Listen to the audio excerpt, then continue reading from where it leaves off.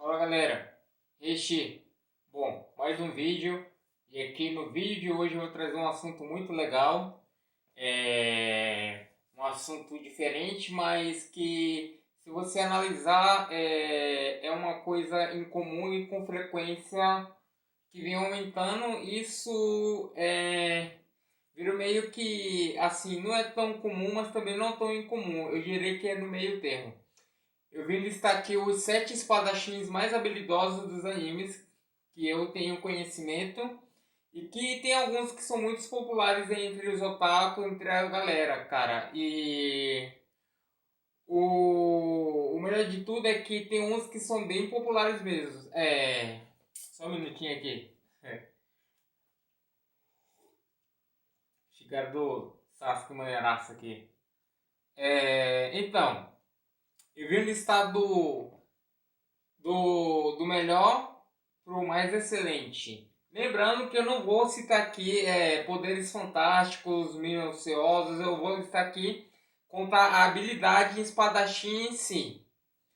Entendeu? Porque se eu for levar em consideração os poderes que envolve a fantasia de cada anime, tem uns que vão se sobressair sobre outros, porém não vai. Eu vou citar aqui a característica da habilidade de um manejo da espada, da arte da espada em si.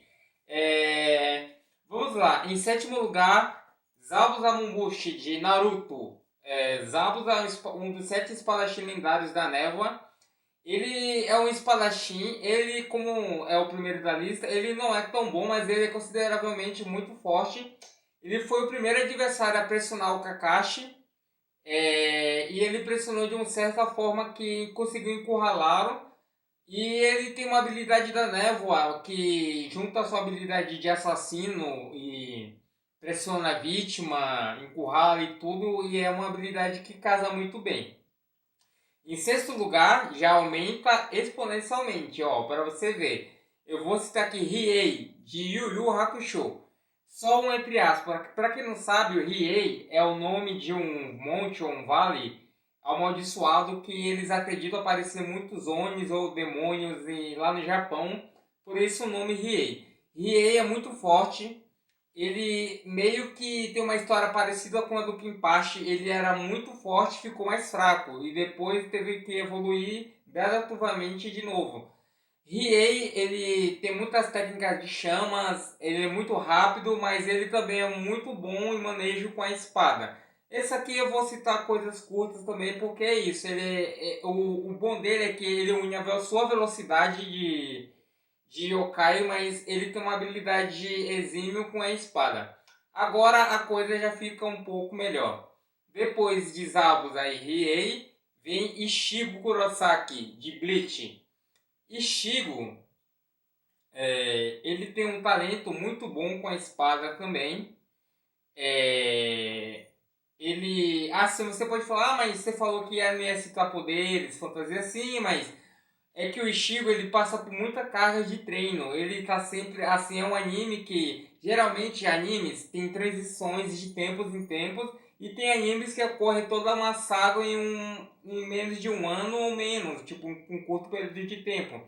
Mas o Ichigo ele tem uma carga de treino muito rigorosa. Ele sempre está treinando para evoluir. E os treinamentos dele são treinamentos forçados, ou seja, ele tem que evoluir num curto período de tempo. Tanto é que ali foi citado o arco do Aizen, por exemplo. E aí depois vem Killer Bee. Killer Bee de Naruto. Killer Bee, tudo bem que ele é um Jinchuriki, mas ele é muito hábil conseguindo manejar 7 espadas. E deu muito trabalho pro Sasuke, mesmo o Sasuke tendo Sharingan que antecipa o movimento, e o Sasuke estava capacitado a total controle do Sharingan, estava muito mais forte, tinha passado pela luta contra o Itachi, tinha dominado completamente o Sharingan a ponto de quebrar o Genjutsu do Mangekyo Sharingan, e mesmo assim ele não conseguiu evitar todos os golpes de espada de Killer Bee. Depois, vamos lá, Zabuza, certo?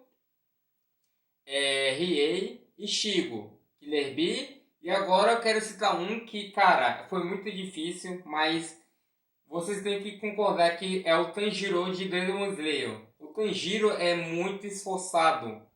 o Tanjiro é muito esforçado. Eu comparo ele a mesma coisa do Ichigo, só que ele tem uma coisa diferencial. Ele tem uma coisa que a força de vontade dele vai além. Ele quebra limites. É como se você juntasse o Tanjiro ali com a força de vontade do Rock Lee. Só que com talento. É como se o Rock Lee tivesse chakra. É mais ou menos isso, porque o Tanjiro ele é muito dedicado e ele tem um talento muito bom com espada, mas o que ajuda muito ali é sua força de vontade. Agora, galera, foi muito difícil a discussão, a conclusão do top 2 para o top 1, porque eu cheguei na conclusão seguinte. Para mim diferenciar, segundo lugar é Zoro. O Zoro, ele está num mundo fantástico, onde tem as frutas do diabo, que dá poder para os piratas, as Akuma no Mi. Mas só que o Zoro, ele antes de ganhar o Haki, ele só usava o Santoryu, o estilo das três espadas.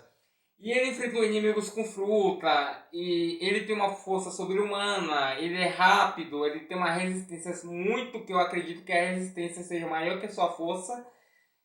E antes dele ganhar o Haki, passar pelo treinamento com o Mihawk, o Zoro é muito bom e ele passou por todos seus adversários, superando apenas com técnica de espada. Agora, o primeiro lugar vai para o Kenshin, que é um dos meus mangás favoritos também. Mas é que assim, o Kenshin, o mangá se passa no Japão real, na transição da era Meiji e a era de Shogunato ali, onde eles aboliram as espadas e estavam começando a evoluir o Japão com os fragatas de ferro, os imigrantes estrangeiros vindo para o Japão para cresceu a política no Japão.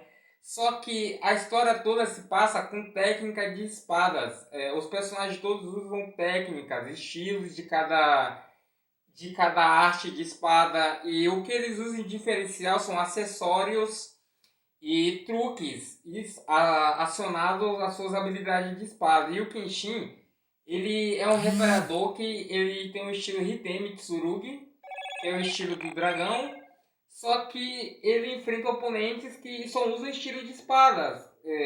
Tipo, o que diferencia são acessórios, a sua arma. Tanto que o meu personagem favorito, o Sanosuke Sagara, é tudo no mano a mano. Tanto que uma frase que ele fala muito, que é briga de homem tem que ser um contra. E a única coisa que ele aprende é uma técnica que existe no Karatê, que é o Futawei no Kuwami, só que não é tão discrepante como na animação ou no mangá. Mas aquilo tudo tem personagens baseados em fatos reais, não que os outros não estejam, mas são inspirados em pessoas, artistas, mas no Samurai X existiram de verdade. E o Nobuhiro Atsuki, já falei em outros vídeos aqui, eu acho, ele praticou técnica de espada. Só um minutinho. E é isso, galera. Esses sete espadachins são muito bons. Só que eu queria ressaltar aqui que, assim, do terceiro pro primeiro, o Tanjiro, o Zoro e o Kenshin pode ser meio esquecido pela galera não, mais nova aí e tal, mas o Zoro e o Tanjiro tem muito destaque, principalmente o Zoro, mas, cara, vale a pena conferir Samurai X, cara. Vai lá, dá uma olhada no mangá, porque os desenhos são demais. Tem making off dos personagens, dá detalhe como ele criou, em que ele se inspirou, em que ele teve fracasso para se superar no próximo. E é isso, cara. Eu espero que tenham gostado. Esse foi o vídeo dos 7 espadachins mais talentosos dos animes. Falou!